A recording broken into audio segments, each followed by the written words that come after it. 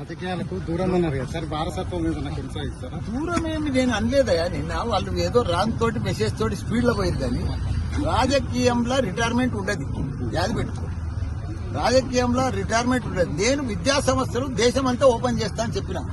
రాజకీయంలోకి నువ్వు ఒక ఆయన అడిగిండే, విలేకరు తమ్ముడు అడిగింది ఏంటంటే, నువ్వు బీజేపీలోకి పోతావా తెలుగుదేశంలో పోతావా అని అడిగితే, నేను ఏ దేశంలో పోను, ఏ పార్టీలో పోను, నేను ఇంకా నాకు 3 ఏళ్లు ఉంది, 73 సంవత్సరాలు ఉంది అని చెప్పిన. జపాన్లో రిటైర్మెంట్ లేదు, నాకు కూడా రిటైర్మెంట్ లేదు.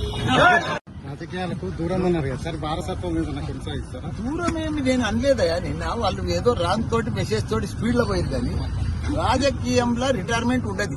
యాది పెట్టుకో, రాజకీయంలో రిటైర్మెంట్ ఉండదు. నేను విద్యా సంస్థలు దేశమంతా ఓపెన్ చేస్తా అని చెప్పిన.